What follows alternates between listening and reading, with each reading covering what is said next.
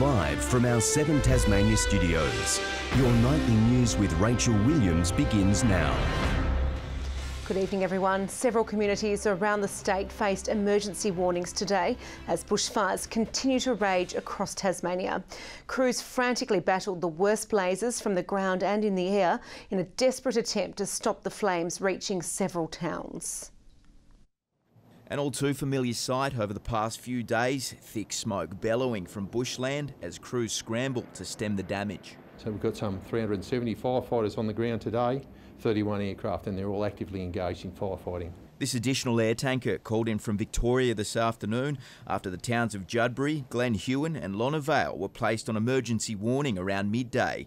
The blaze burning just a few kilometres from some of the area's remote hillside homes. Urge Tasmanians again not to become complacent.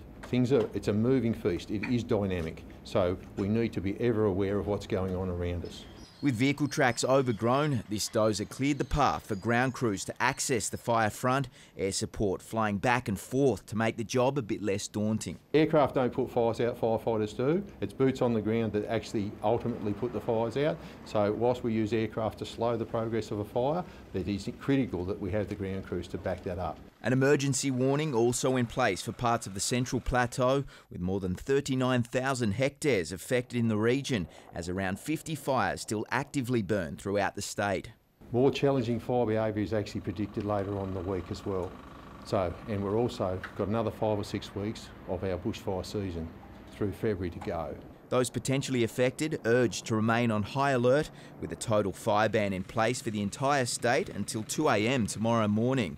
Fire restrictions will continue for national parks indefinitely. Particularly concerned about the fact that despite everybody observing the fire restrictions, we still have individuals camping in some of our reserves who are abandoning fires. Some relief may be on the way, with rain predicted for Thursday, but not before more warm and windy weather pushes crews to their limits over the coming few days. We've still got 121,000 hectares of fire in the landscape and over 1,000 kilometres of uncontained fire edge here in Tasmania right now. Tom Cooper, 7 Tasmania News. A 17-year-old male will face court after allegedly stabbing a Launceston taxi driver in the neck on Saturday. Police say the driver suffered non-life-threatening injuries after he was wounded on Elizabeth Street just after midday. He's expected to be released from hospital today. Anyone with information or CCTV of the incident is urged to contact Crime Stoppers. A community centre in Hobart was transformed into a Thai paradise today. The Tamil community is celebrating the first day of its Thai Pongal festival. Members donning cultural attire, ate traditionally cooked meals and shared their annual custom with others. To bring that community together, and also we want our community to integrate with the Tasmanian community, so we encourage them, and also we like to maintain our identity at the same time. We want to show we are integrated. The festival runs until Tuesday. One of Australia's most dedicated coaches is using cricket to change the lives of young people with physical and intellectual disabilities. Jason Schmidt says we can all learn from the passion, devotion and mateship on show at the National Disabled Championships in Geelong. Jason Schmidt is on a cricket crusade. Start talking, boys, start talking. Come on, boys, come on. Switch on. Oh, nice work. That's it, get under it, good work. He's the assistant coach for Tasmania's intellectually disabled team. Can we do it? Yeah. Can we do it? Yeah. Let's do it. Cricket is the bus that we drive to change people's lives. Playing in the national disability titles in Geelong. Good try, mate. Up you get, mates. Keep going, mate, you're doing well. Is life-changing for those struggling to cope with everyday life. Look at this catch. Oh, yes! They become more confident. They more excited, that they realise that they're achieving things. Just ask 18-year-old Connor. He got a hat-trick. Made me feel like I was a better person in my life. If they can smile, everyone should be smiling.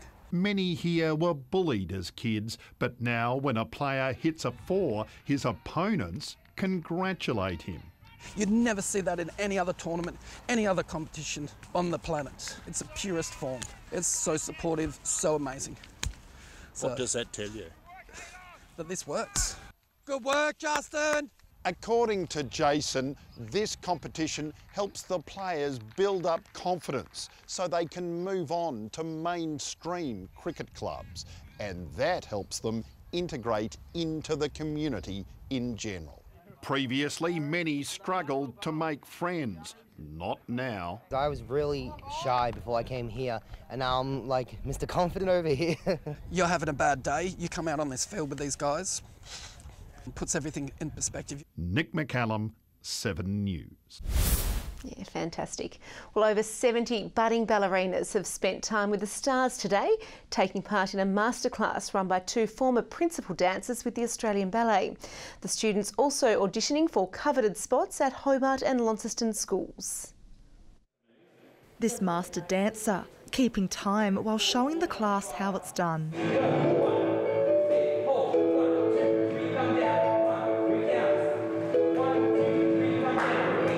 Perfecting point technique and pirouettes, these aspiring ballerinas are being mentored by some of the best in the country. Well, we're teaching them everything that we can to offer. I feel like we're just giving all of our knowledge and experience and teaching them class and technique, musicality, artistry, how to perform, all the little tricks of the trade. So it's definitely been a lot about power and a lot about mind, which obviously is very connected in ballet.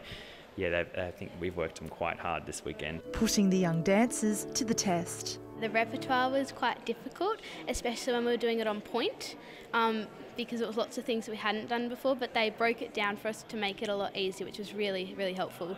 I'm learning a lot, and I'm learning how to grow as a dancer and how to understand that ballet's quite harder than I thought. The young ones in particular are really inspired. The older ones, you know, that are climbing and wanting to reach that, it drives them, I think. As well as learning new moves, the class is auditioning for spots in the Hobart and newly established Launceston schools. Only around half of the group will be selected. I'm very nervous because you might not be in next year. I was here luckily last year, but I just will do my best and hopefully I get in. Ruby COMMANE, 7 Tasmanian News.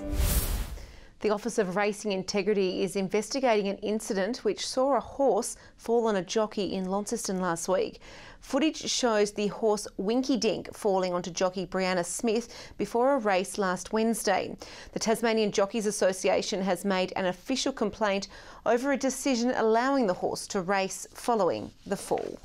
Federal Labor has promised to spend $3 million on Devonport's Mersey Bluff if it wins office later this year. The party has pledged the cash to see more boardwalks added to the Seawalk project. Braddon MP Justine Kay said the upgrade would help revitalise the area while protecting environmental and Aboriginal heritage assets. It's been a weekend for sharp eyes at this year's State Trap Shooting Carnival at Evandale. Organisers have their sights set on getting more young people, especially women, locked and loaded in the sport. Blink and you'll miss it. If there's one thing trap shooting demands, it's a good set of eyes. It's good to put in quite a bit of practice. It's quite a mentally challenging sport as well. So to get out, get used to the feel of the gun, have it in your hands and have a good practice is a great thing. It definitely helps get the edge. More than 200 competitors are aiming for 6 titles at this weekend's State Carnival. For Strawn's Beau CAVILLE, the target is even bigger. I came overall 6th last year in Tasmania, so I was the reserve for the state team, and I'm hoping to make it this year to go to the Nationals in Roma. These are really the 2 big days, and this is where competition really does get fierce. It's just great to see.